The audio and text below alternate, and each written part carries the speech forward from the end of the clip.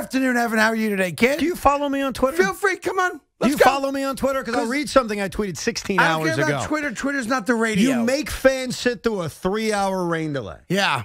You wait 13 minutes between the owner tweeting, hey, we can't play tonight, and then telling the actual customers in the stands. And then you top it all off with one of the biggest, ridiculous,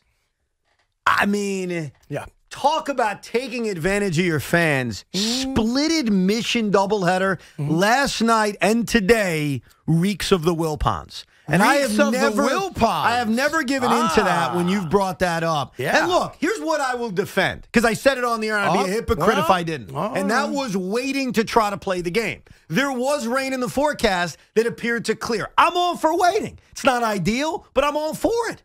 But those 13 minutes where Steve Cohen tweets, we have postponed the game, and the 13 minutes, which could have been 3 hours, in not telling the people in the building is an embarrassment. That's a Wilponian kind of moment. Yeah. And that's inexcusable,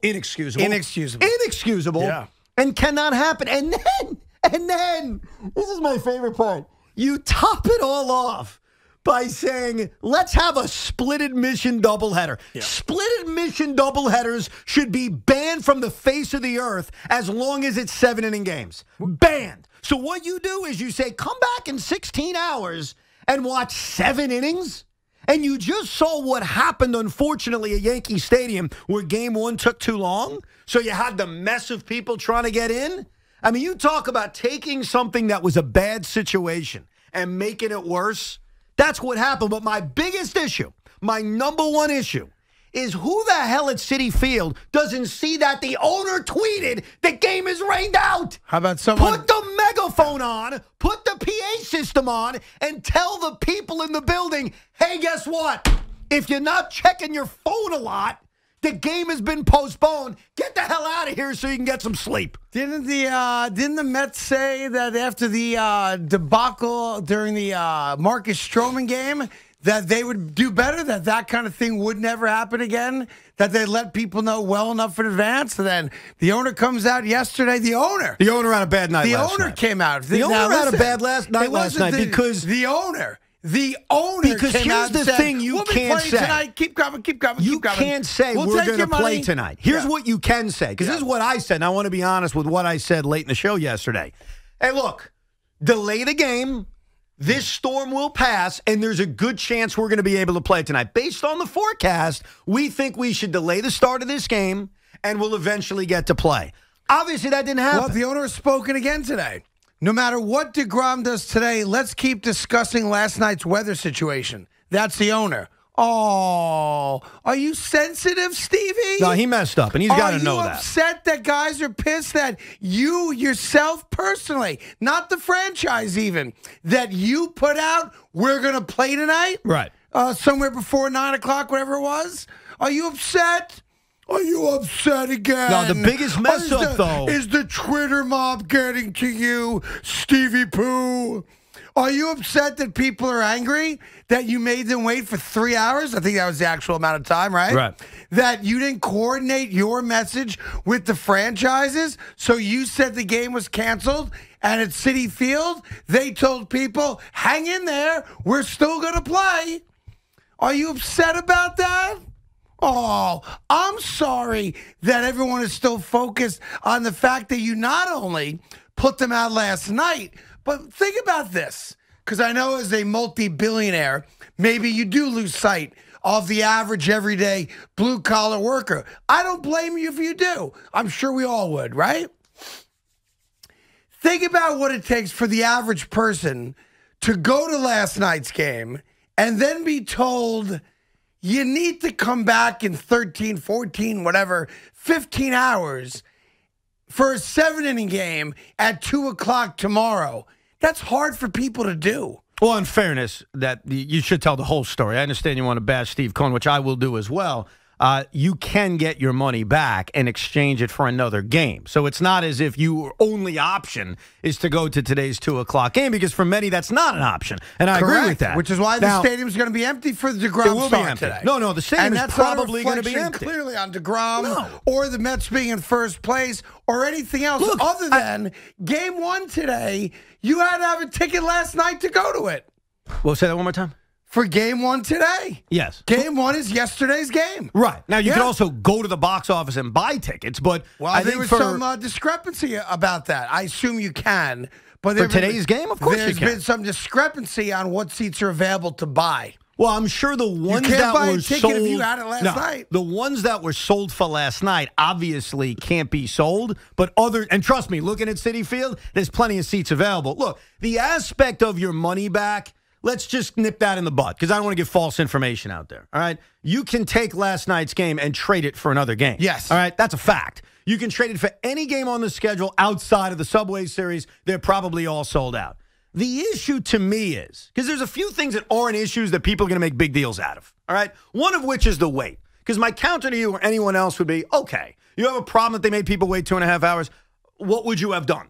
Yep. And that would be my question. Because I could tell you what I would have done. My answer would have been, I would have waited. Yep. When I got the news at about 9:30, wow, the rain is still not going away. Do I really want to start the game at 10:30 at night? There comes a cutoff where you say, look, I can't start this game at 10:30 at night.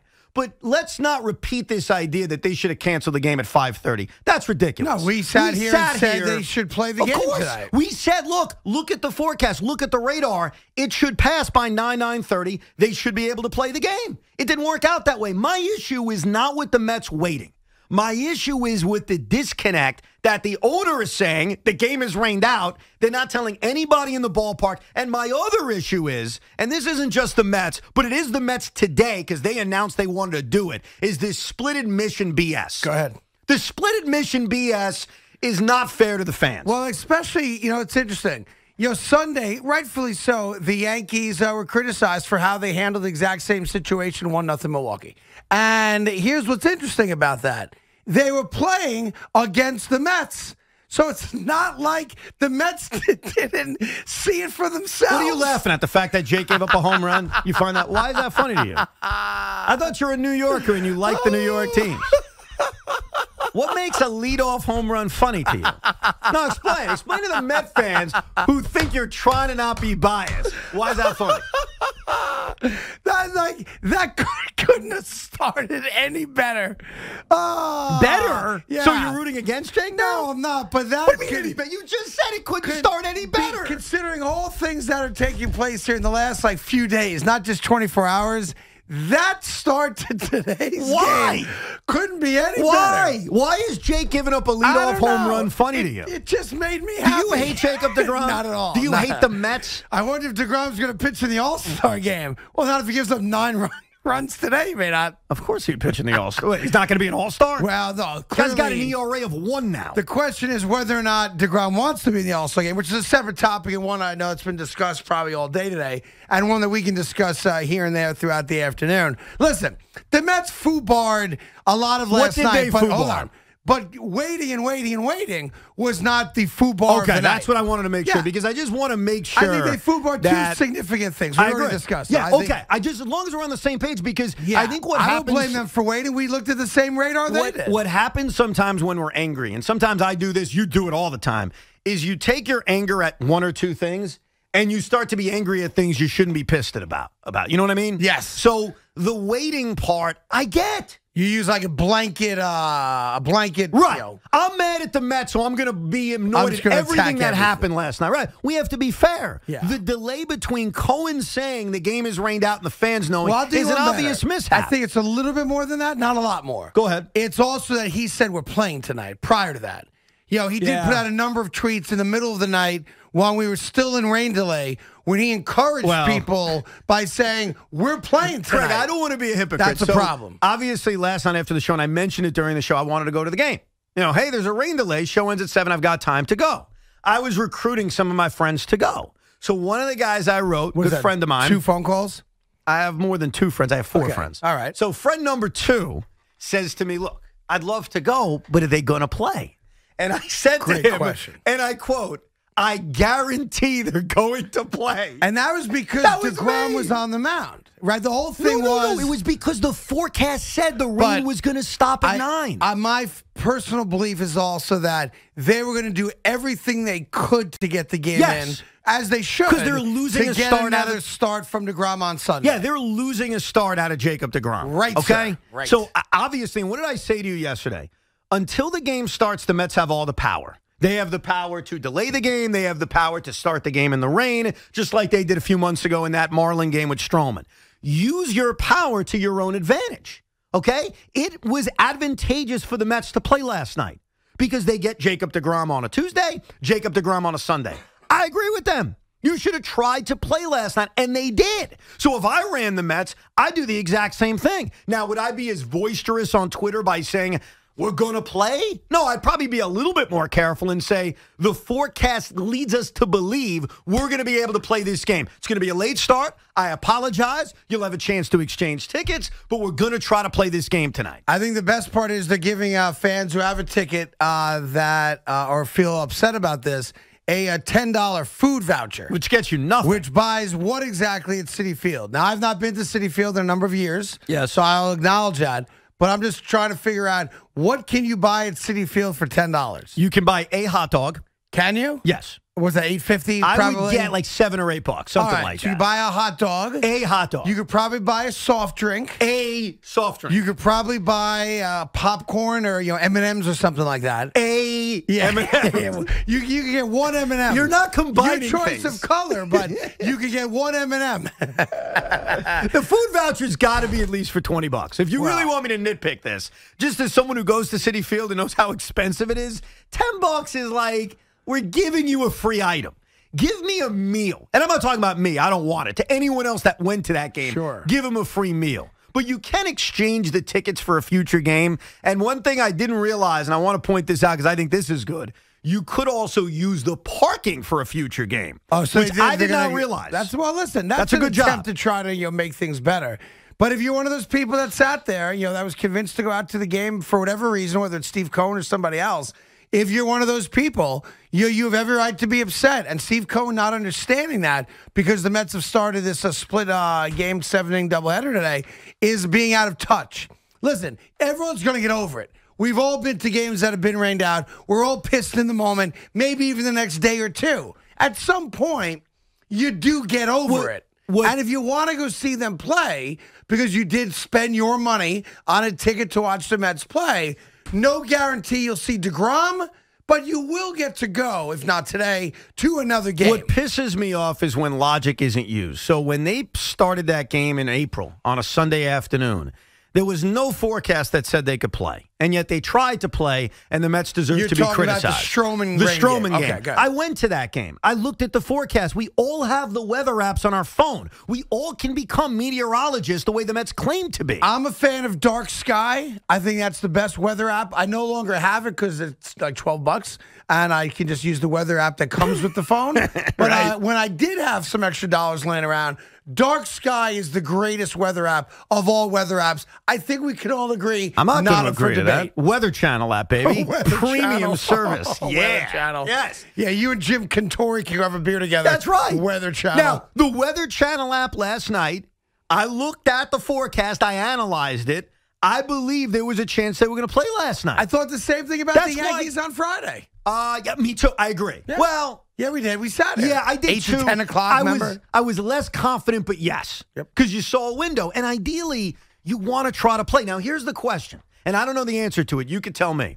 What's the cutoff time-wise before you say, this is ridiculous? We can't start a game at blank time. Do you mean length of time of the delay or time of first pitch? Time of first pitch. I mean, somewhere in between 9 and 10 o'clock for me. I think once you get past 10 o'clock, it's silly. So then, for the fan base, I don't care about the players at all. No, the players mean nothing to me in that regard. Like, suck it up, you have to play. Right. You know what I mean? From a fan standpoint, especially not to be over dramatic, it is summertime. There are a lot of kids going to games now. Right. So to me, once you get to 10 o'clock, you're going into that gray area where maybe it's not worth it. So essentially, your cutoff's got to be 9 and 9:15 to say either we're going to do this and we think it's going to stop to where we can play at 10 o'clock, or What time are we starting this game? I mean, in that area, I guess. That's yeah. the cutoff, because I understand the hesitation on, well, what time are you going to start the game? Like, for me last night, I'll be honest with you, I didn't give a damn what time they started the game. Right. They could have started that game at 11 o'clock. I'd have been like, great, let's go. Because I see the value of DeGrom pitching twice, and also I'm like, I could stay up till all hours. But for kids and families, I get where they wouldn't share that view. So Sure, what are you doing? You know, we should try to talk to Nico, the gentleman from Harlem who went to the game with his kids last night. Was one son for sure.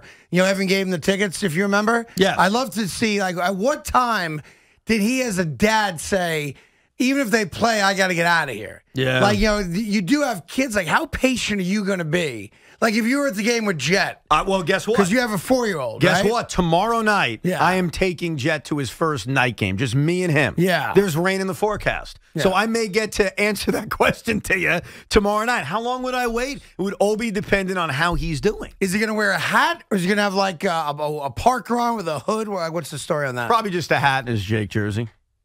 No hood?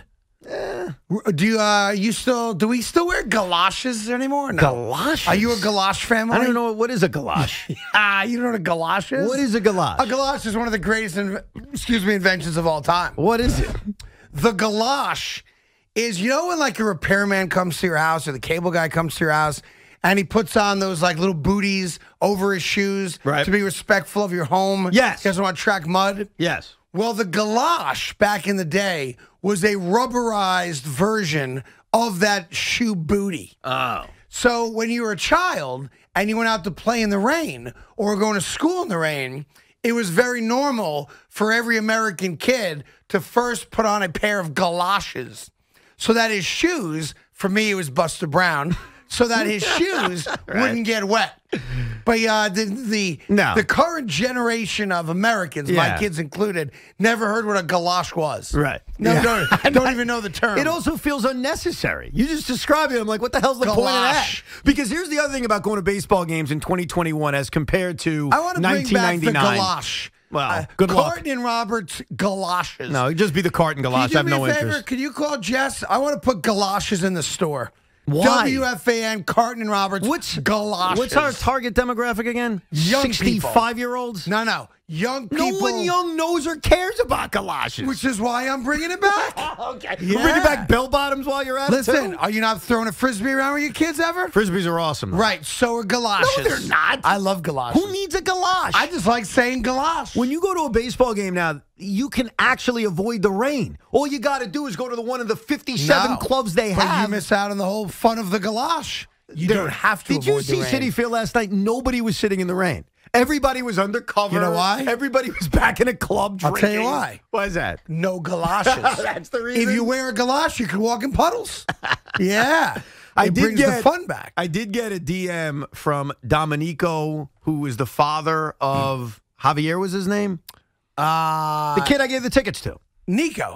Yeah. I'm sorry. Yes. And he sent me a direct message. I'm reading it now. A picture of him in the rain having a good time. Oh, that's great. So they hung in there for a little bit. Yeah. And then, you know what I heard they did at about 8:30 on the big TV screen? Instead of airing the Brave Pirate game, they started airing Nintendo 64, a game between the Mets and the Marlins from 1998. Okay. That was like a creative. recreation of a game, something like two that. guys playing a video game, essentially. By the way, not the dumbest thing. No, I think it's actually Not creative. the dumbest thing at all. They should have put like a Fortnite game up there and really let the crowd have some fun. Right. All right. 877-337-6666. What's the longest weather delay you ever sat through? I'm trying. I can't even think of that one. 5 hours. Really? Yeah. 5 hours. I remember when I lived in Philly, there was a huge weather delay, and I didn't go to the game until like midnight. And it was just like 18-inning game. Really? So the game started at midnight? It was like a crazy thing. I'd have to go back and check the exact specifics of it. But we didn't get to the stadium until well after 11 o'clock. And we were there like 3 a.m. It was awesome.